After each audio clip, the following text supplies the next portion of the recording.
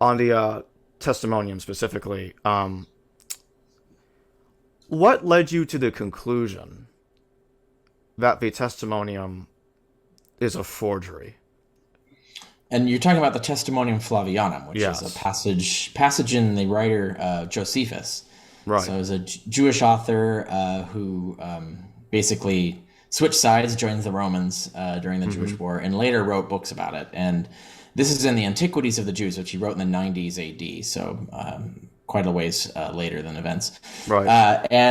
So there's a sequence of events where he's writing about the reign of Pontius Pilate, and he's talking about all the things Pontius Pilate did that led to Right. the Jewish War, contributed to the Jewish War. And smack in the middle of this is this strange paragraph of this glowing paragraph about how amazing Jesus was, and so on. And so there are a lot of reasons why. And I'm not the one who came up with this. I mean, a lot of Right. scholars have come to these conclusions, same conclusions as myself. But there are a lot of indications, and so I do go through all of them on the historicity of Jesus. I have a whole section on this, and then I've also written a blog where I talk about some of the scholarship that's come out since then as well. And it's about why you can't trust opinions before 2014, basically on this, because so much has been published since then. And there's the discourse style argument, which is the fact that there's nothing in the paragraph that matches Josephus's style of writing. And I don't mean just vocabulary. I mean actually the way he tells stories. So he has a particular discourse style. The way he talks about sects, for example, we have many examples of how he describes sects. He follows a certain template. Doesn't follow that template here. There's many ways that he does other things in the way he tells stories and how he integrates his stories to his narrative, and none of those are present. And the immediate next story, of course, starts with, and then another disaster befell the Jews. And then he goes into this long, detailed other religious scandal narrative, which is actually totally matches his discourse style. So you can actually compare that paragraph with the multiple paragraphs next, those two stories, and you can see the difference. It's clearly not the same writer wrote those two passages. Right. And I go through, on the historicity of Jesus, I go through line by line and show why each line makes no sense coming from Josephus. And so there's also the vocabulary argument. Dr. Olson, for example, has published many examples of how the vocabulary and other aspects, the choices of words and things that are in it, match more Eusebian style than Josephine style. Now, I suspect the forger is Pamphilus, who was the tutor to Eusebius. So a lot of people think Eusebius forged it. Olson advocates that view that Eusebius forged the passage. I think it's possible Eusebius received the passage in a manuscript and actually believed that it was authentic, but that his predecessor, his tutor, Pamphilus, wrote it, because that would explain the stylistic similarities. Because Eusebius would pick up some of the style of his mentor. Anyway, that's a hypothesis. We don't really know who forged it. So all we can do is show that it doesn't match Josephine style. It doesn't match Josephine discourse style or vocabulary style. It doesn't fit in the context where it's put. It's just randomly, it's shoved into the reign of Pilate, but it's not a part of the narrative that Josephus is telling there, and it doesn't match the following story and so on. So you put all these things together, it's obvious that this is just something that a Christian later inserted. We have the other evidence that Origen didn't know. Origen loved Josephus and relied on Josephus a lot for his argumentation, particularly against critics of Christianity, Celsus in particular. And Origen has no knowledge of the testimonium. He never quotes it, never cites it, never references it, even though it's a juicy treasure trove of points that he needed for his rhetoric at the time. So the fact that Origen doesn't know about it, but Eusebius is using the same library as Origen 100 years later, tells me that someone inserted this paragraph in the manuscripts of Josephus in that library within that 100-year span of time. So the most likely culprit is Origen's successor, Pamphilus, and the tutor and predecessor to Eusebius.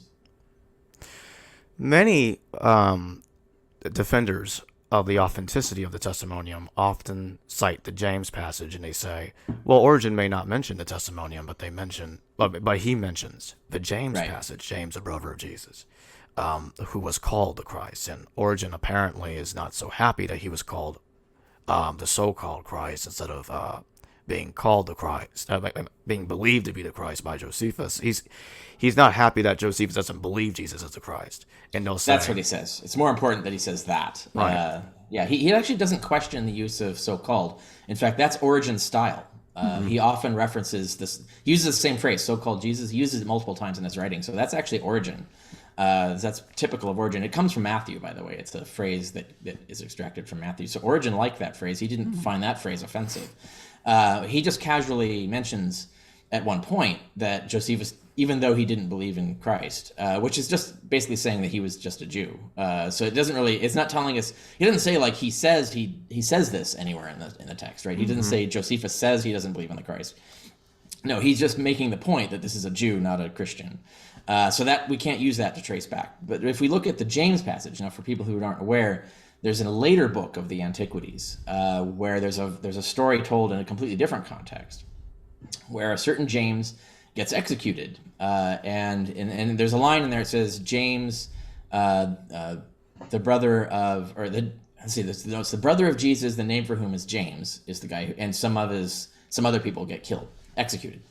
And then the Jewish elite reacts negatively to this. They think that this execution is an outrage, and they try to depose the killers of these people. And so the narrative doesn't, and by the way, this narrative does not fit any of the other narratives, the Christian narratives of the death of James, the same James. So there's disconnect here. And when you look at the way that Origen talks about this passage, he actually is referencing a different story told in Hegesippus. He's not telling the story that's in Josephus. So he's made a mistake.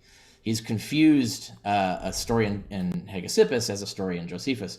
And I've actually shown under peer review in a journal article that this is a mistake Origen makes a lot. Like he actually does sometimes confuse who's saying what when he cites things. And it's clear that he's getting this idea from Hegesippus, not Josephus. So it's evident that even Origen did not see this passage in Josephus at that time. What I think happened was that just the two words, legomenos Christos, which is the so-called Christ, just that line was put in a marginal note and got accidentally inserted in the same span of time that the Testimonium Flavianum got inserted. Origen wasn't aware of this. It's possible he wrote in the marginal note, like questioning, like, is this the guy that I'm thinking of? I don't know. And then someone later mistook that as omitted text and put it back in, which is a common scribal error that we find a lot. There's a lot of other evidence for this, why this is the case. I just recently did a blog on Mason's attempt to try and rehabilitate this. And I go through point by point with a good table comparing the different explanations of how this line came in there. And you can see that there's multiple reasons to doubt that Josephus ever wrote the words legomenos Christos. That this was originally a story about the Jesus who at the end of the story becomes high priest. It's a different Jesus. It's actually not our Jesus. And it's Jesus, son of Danius. Right. And so it was the insertion of legomenos Christos, those two words, that changed the perception of what this text was about. And the text makes much more sense being about Jesus ben Damnius than it does about Jesus Christ. Again, it violates every principle of Josephus's discourse style to have done it that way, including it doesn't reference the Testimonium Flavianum, which it would have done.